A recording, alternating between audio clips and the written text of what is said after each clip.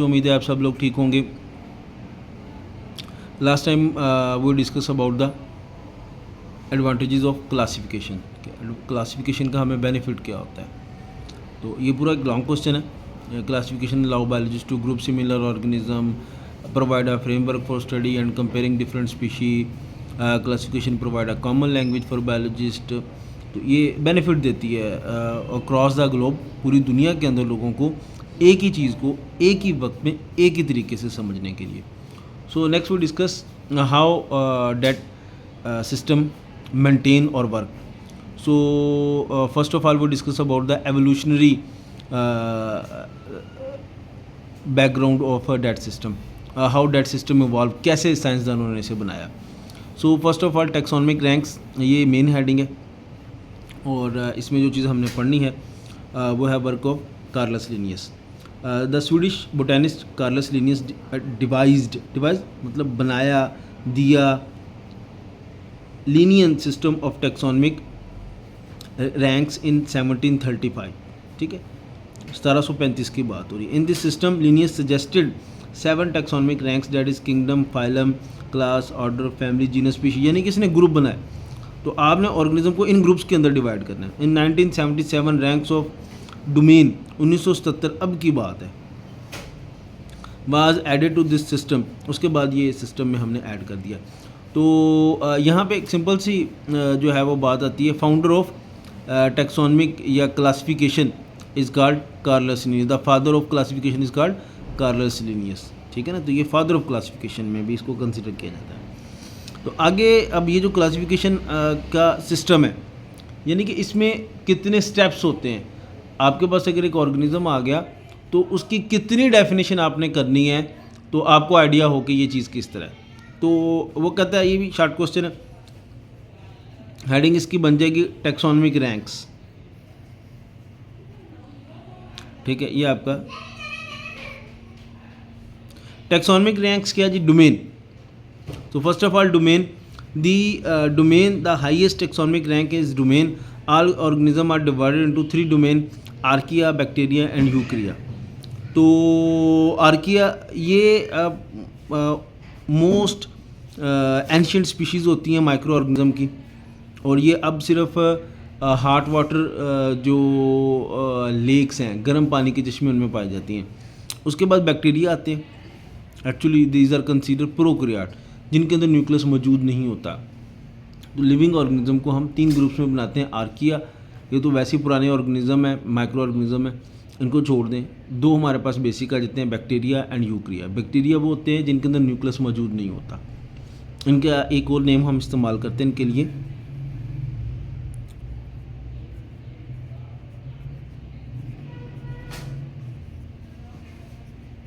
Prokaryotic.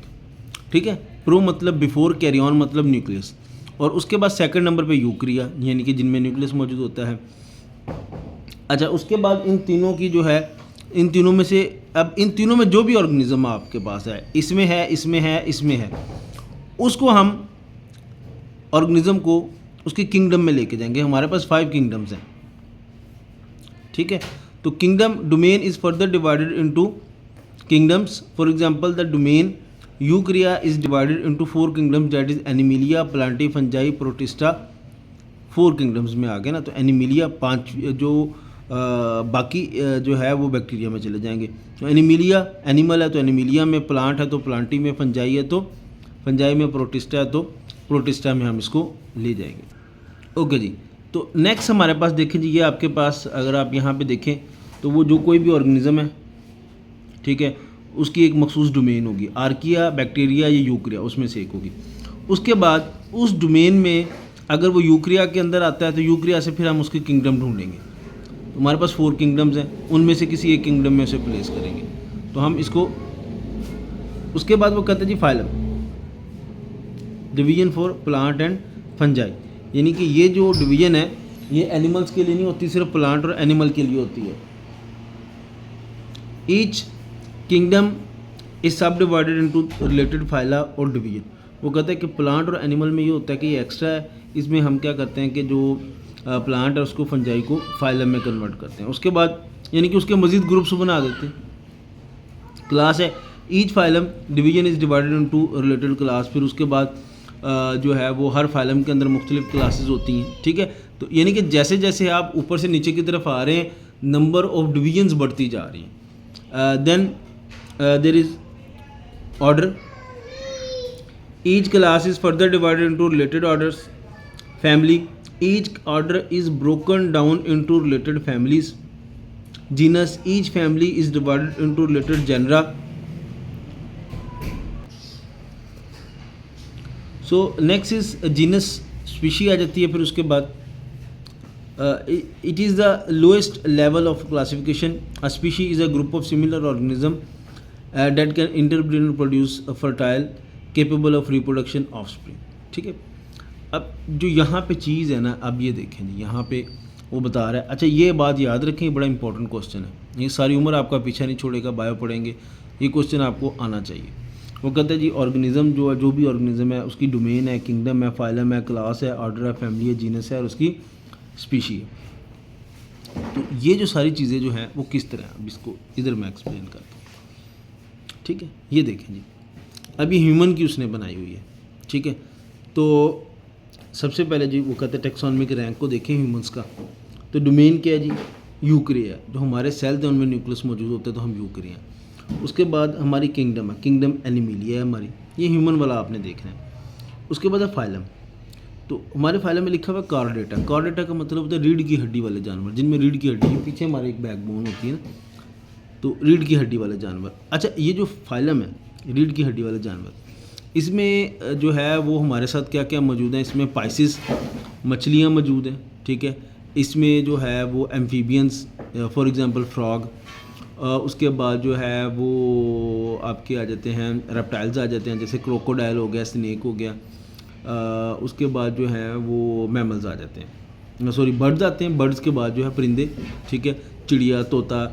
और उसके बाद जो है वो आपके जो है जो है वो मैमिलिया आ जाते हैं। मैमिलिया कौन से होते हैं, जो दूध पिलाते हैं बच्चों को। अब यहाँ पे अब याद देखें कि ये यहाँ पे कॉर्डेटा है। अब इसमें ठीक है, तो कॉर्डेटा के अंदर जो है वो आपकी पाइसिस मछलियाँ, उसके बाद एम्फीबियन, फ्रॉग, रेप्टाइल जैसे क्रोकोडाइल, मगरमच्छ, बर्ड्स और उसके बाद क्या आ जाते हैं आपके मैमल्स, ठीक है ना। तो ये क्लासें हैं इसके अंदर, ये मतलब कॉर्डेटा के अंदर सारे मौजूद होते हैं। तो आगे क्लास में देखें तो हम मैमिलिया हैं, बच्चों को दूध पिलाने वाले, और हमारे जिस्म के ऊपर बाल भी होते हैं। उसके बाद ऑर्डर प्राइमेट्स हैं, प्राइमेट्स बड़े सर वाले ना। फैमिली होमोनिडिया है, जीनस होमो है और होमो सेपियंस ह्यूमंस, ठीक है। तो इस तरह ये जो जैसे आप टॉप से जो बॉटम से टॉप की तरफ जाएंगे, वैसे वैसे जो है वो जो आपका ग्रुप है वो साइज़ में छोटा होता जाएगा ना, उसमें ज़्यादा चीज़ें नहीं, कम्प्लेक्सिटी नहीं होगी, लेकिन उसमें नंबर ऑफ़ एनिमल्स बढ़ जाएंगे। और जैसे जैसे आप टॉप से बॉटम की तरफ आएंगे तो हर ग्रुप आगे डिवाइड होकर नए ग्रुप्स बना देगा। उसका मकसद ये होता है कि आप जब एक ग्रुप को एक तरफ से पकड़ें तो आप उस सारे को डिस्कस कर लें, ठीक है। इसमें आपने कतन कंफ्यूज नहीं होना कि यार ये देखें इंसानों के साथ जो परिंदों को रखा हुआ है या इंसानों के साथ किसी और जानवर को क्यों रखा हुआ है। ये सिर्फ स्टडी है कि आपने मिलते जुलते ऑर्गेनिज्म को इकट्ठा रख के सिर्फ स्टडी करना है, इसका इस चीज़ से कोई तल्लक नहीं कि ये कब है और क्यों है। बस उनकी चूँकि जो है वो बॉडी स्ट्रक्चर मिलता जुलता है, तो उस बेस पे ये सारा काम है, उसकी क्लासिफिकेशन की है ताकि हमें पढ़ने में आसानी हो। तो आज का जो आपका काम है वो ये यहीं तक है, यानी कि ये आपका यहाँ तक ख़त्म हो जाता है और आपने ये जो है ना फिगर 2.1 ये भी बनानी है, ठीक है। ये कल हम डिस्कस करेंगे इसको ना, मज़ीद इसको प्रॉपर्ली डिस्कस करेंगे। मैं इसके साथ इसकी जो है वो मीनिंग्स भी लिखूँगा ताकि आपको ये बाद में आसानी रहे, ठीक है। तो आज का काम जो है वो लेक्चर यहीं तक है आपका। उम्मीद है आपको इसकी समझ आई होगी। और बेटा कोशिश करें अपना काम लाजमी हर सूरत करें। मैं कोशिश करूँगा घरों में फ़ोन कॉल्स भी करूँ, टाइम नहीं मिल रहा वरना मैं ज़रूर करूँ। ये काम साथ साथ करते जाएं ताकि आखिरी दिनों में आपके लिए मसला ना हो। और आप इसको याद करें बेटा, याद करें। आपके पास छुट्टियों के बाद इतना टाइम नहीं होगा कि आप इसको याद कर सकें, इसलिए मेरी आपसे रिक्वेस्ट है कि इसको लाजमी याद करें।